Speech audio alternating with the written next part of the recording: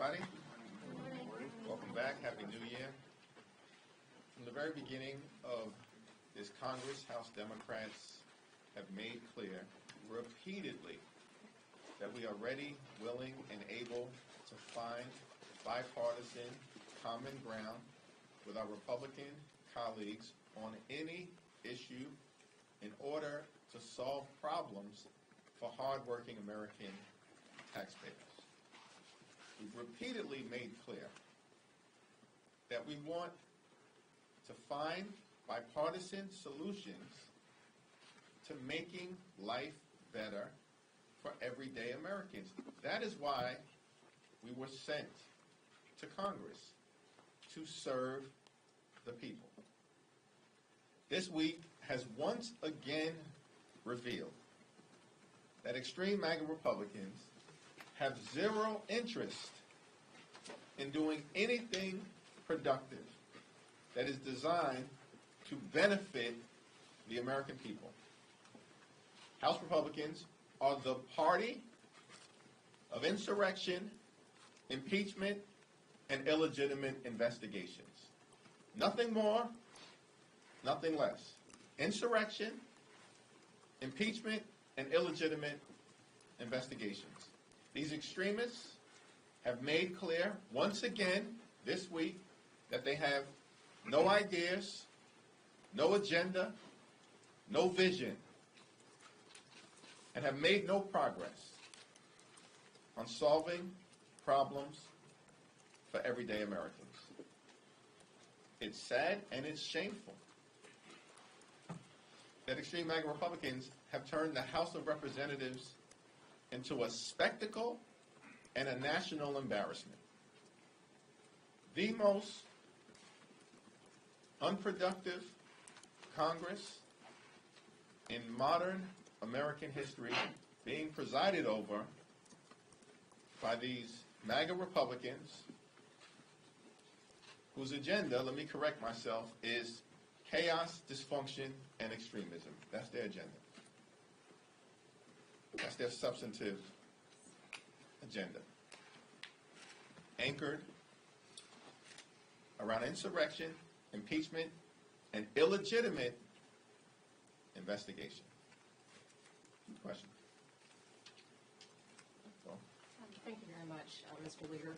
I wanted to ask you with respect to government funding. Obviously, we saw Leader Schumer start to move the process forward in terms of a potential CR. Is that something you support? If so, how long do you think it should be? And will Democrats provide the votes for one? Well, there are ongoing discussions about where we are at in the appropriations process and whether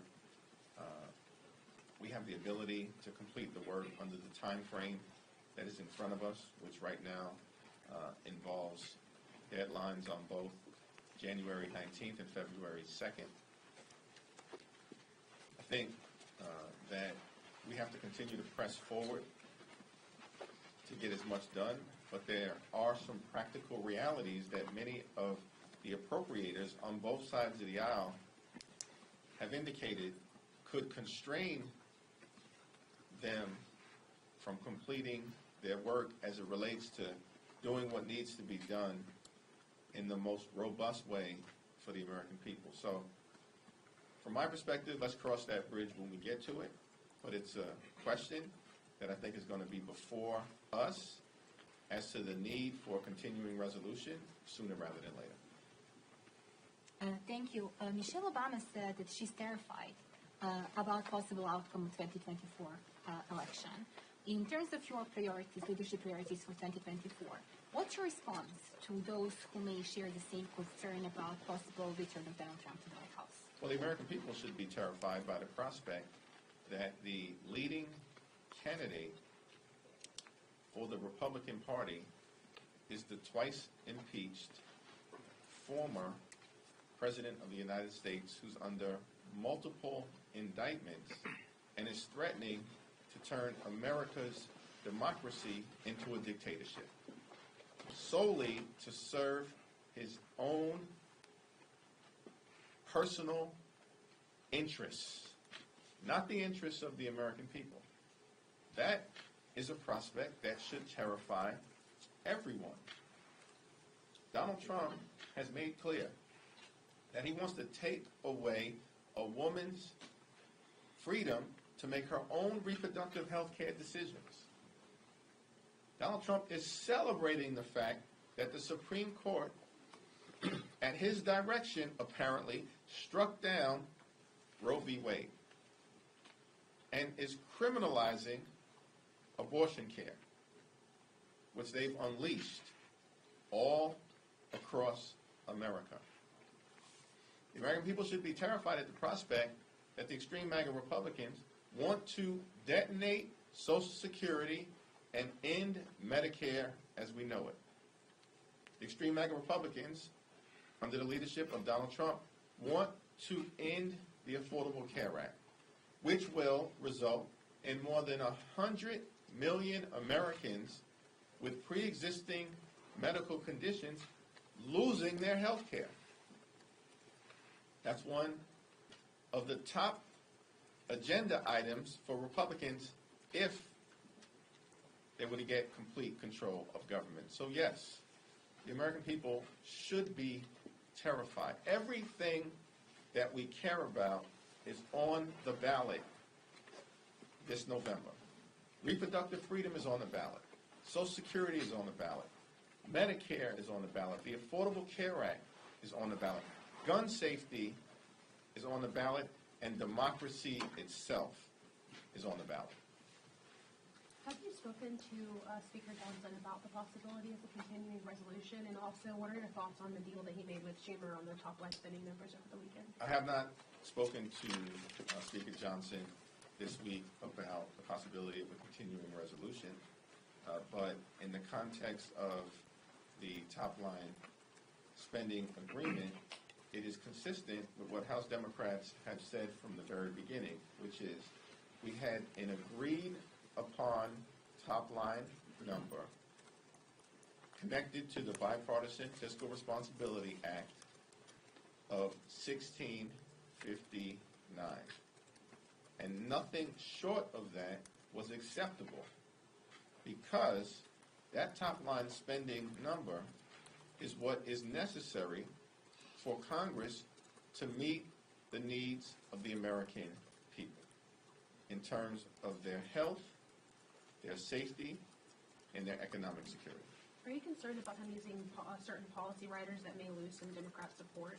House Democrats have made clear, in partnership with Senate Democrats and President Biden himself, that we will not accept extreme right-wing policy changes as the ransom note in order to avoid a government shutdown. Many of your members have expressed frustration at the process over the immigration negotiations in the Senate, not being in the room, not having insight as to what is being discussed. That being said, a majority of them are going to have to carry this if it is successful in the Senate and goes to the House. What is your view on this? Well, we have to take a look at what emerges from the Senate negotiations. Individual members are being read into some of the discussions, but from my standpoint, nothing is agreed upon until everything is agreed upon. And any agreement related to the border should be reflective of two principles. One, that America is a nation of immigrants, and that will continue to give us our economic competitive advantage so that our country can continue to win the future. And any agreement, of course, should also uplift the principle that America is a nation anchored in the rule of law. And we need to create a better situation on our southern border. Does the race in Long Island for the former Santos seat, how important is that in terms of demonstrating the political wins as to whether or not President Biden's unpopularity is dampening things for your side, or the sort of post-Dobbs energy is still going? Well, the race in the 3rd Congressional District in Long Island will center on local issues and which candidate, in my view, is best positioned to deliver for the people of Queens and Nassau County.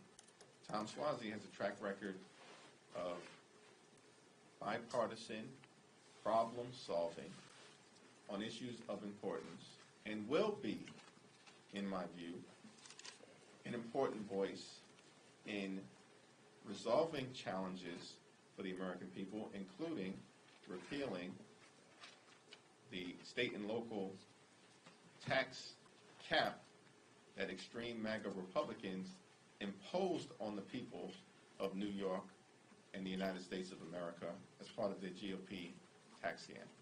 With respect to the question of any broader implications for President Biden, that's a settled question. That has already been resolved.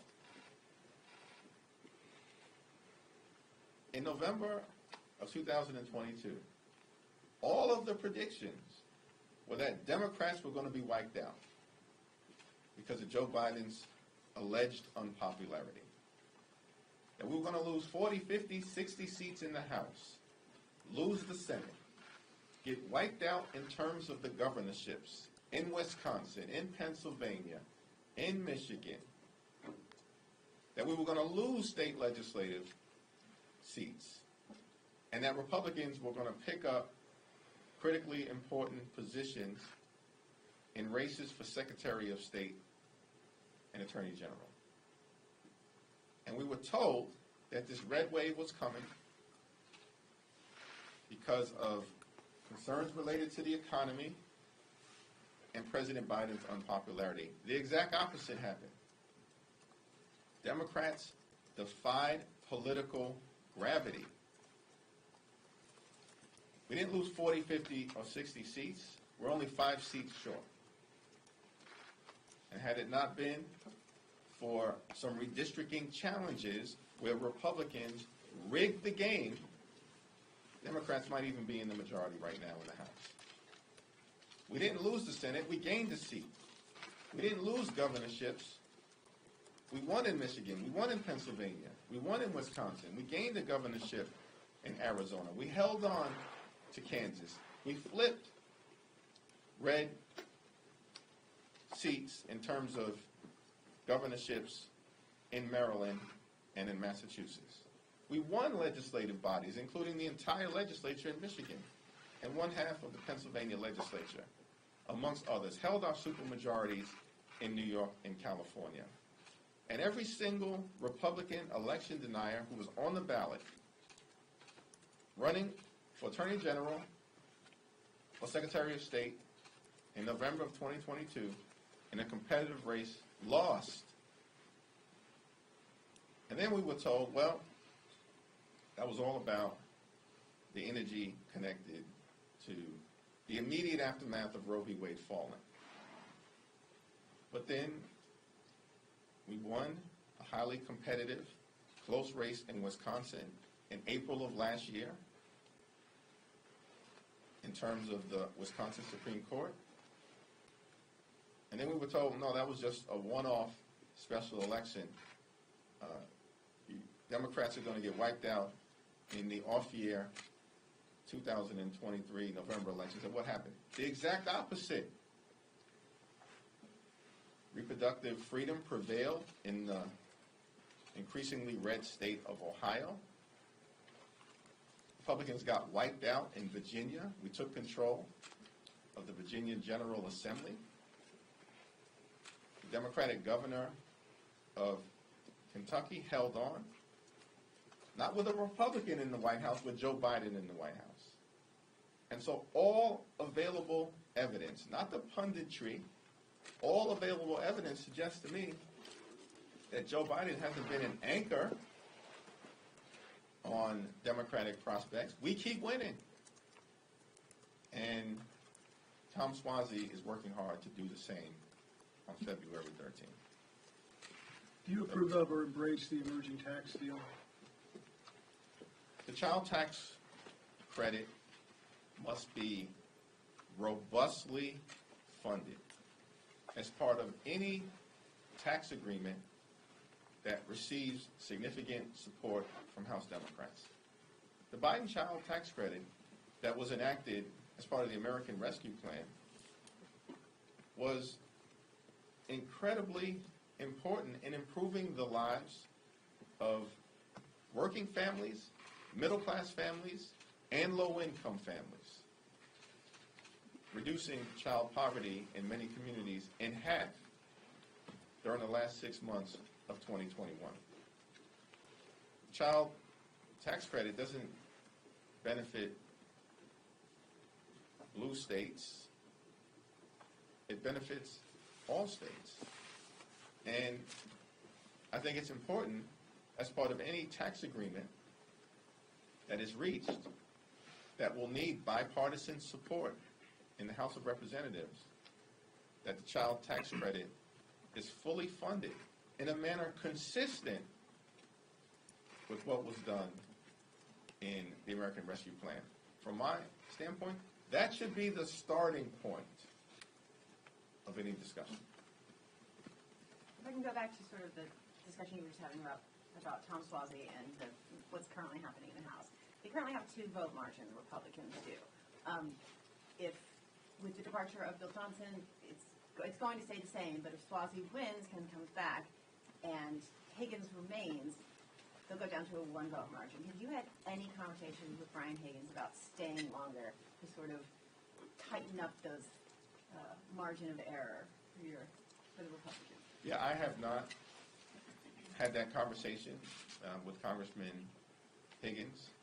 It's also not my understanding that he's put a precise, definitive date on his departure.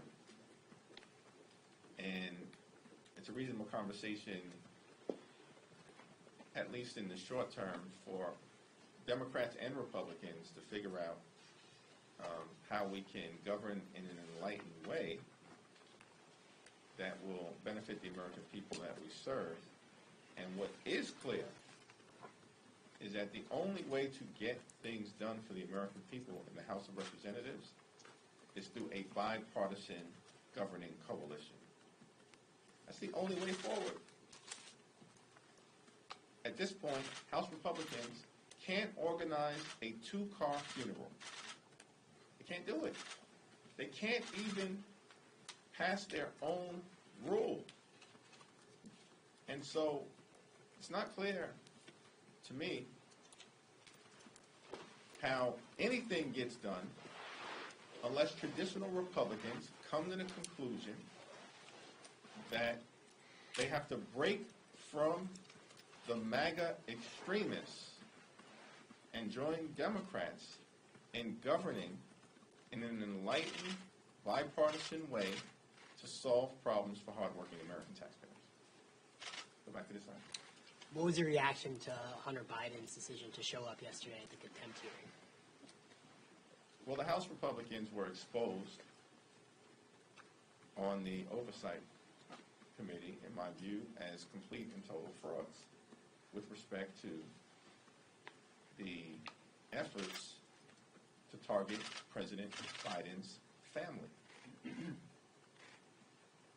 The chair of the Oversight Committee has repeatedly and publicly said that Hunter Biden shows up and is willing to participate in a public hearing, that they look forward to that situation being presented to the American people. And then Hunter Biden shows up and they continue the charade of trying to hold the president's son in contempt.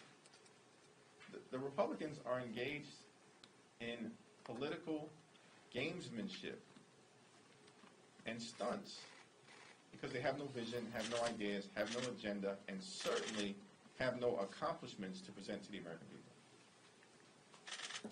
You mentioned the Republicans are struggling to pass these rules. If a spending bill comes to the floor, when a spending bill comes to the floor, whatever form that takes, would Democrats help pass the rule like you did with the debt ceiling last year if Republicans were struggling to do so themselves? We'll have to take a look at the 4 corners of any eventual spending legislation that is presented to us and then make decisions about the best way to get it over the finish line at that point. Thank you, Mr. Leader. I have two questions. The first, what message can you give to the American people pertaining to what House Democrats are doing to ensure that a government shutdown does not happen?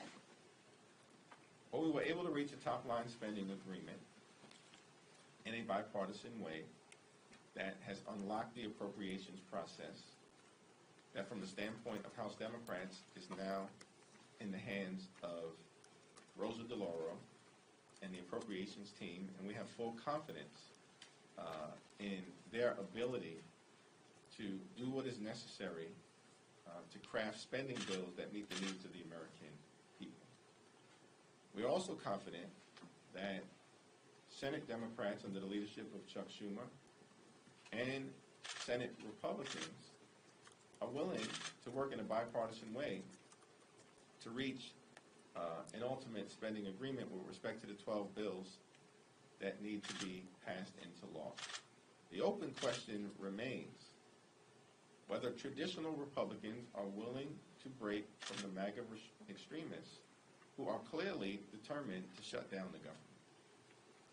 And if any government shutdown occurs, it will be a sole result of Republicans once again deciding that if they are unable to jam their extreme right-wing policies down the throats of the American people, they're going to shut down the government, hurt everyday Americans, and crash the economy. We're going to do everything possible to stop that from happening. Okay, my second question. What do you make of some GOP members? They're floating this idea to oust House Speaker Mike Johnson over the spending bill. The House Republican agenda is chaos, dysfunction, and extremism. Thank you. Just to circle back on New York 3, not to beat a dead horse here, but obviously you're stressing the evidence provided by past elections. I'm curious if you think, given the circumstances that led us to the New York 3 special election and the extraordinary George Santos story, if there's any evidence that will provide actually about 2024 in November. And then separately, curious what your response is to Elise Stefanik echoing the use of the word hostages to describe January 6ers. Well, Elise Stefanik should be ashamed of herself. That no decent, rational, credible individual, particularly folks who were here on January 6th when the violent insurrection took place, or are closely connected to the institution of Congress, should claim that the violent insurrectionists who attacked and brutally beat police officers are hostages. Extreme MAGA Republicans have become captive of Donald Trump's radical ideology and are parroting his words, his thoughts, and his ideas. The real question is, why haven't House Republicans in New York, like Mike Lawler or others, denounced Elise Stefanik? And why do they continue to rely on her fundraising support in order to try to fool the voters in New York and pretend like they believe in moderation?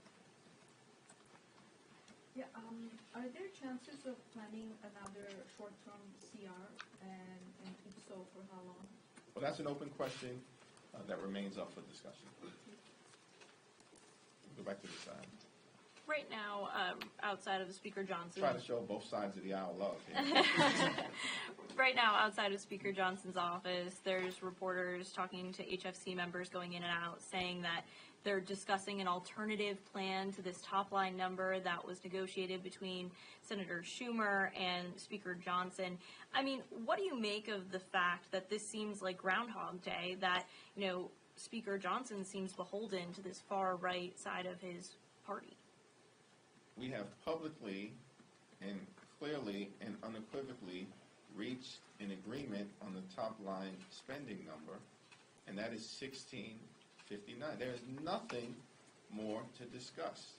To the extent that House Republicans back away from an agreement that was just announced a few days ago, it will make clear that House Republicans are determined to shut down the government, crash the economy, and hurt the American people.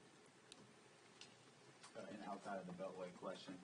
New York City school closed for remote learning recently, sheltered hundreds of families and migrants. Do you have any reaction to that?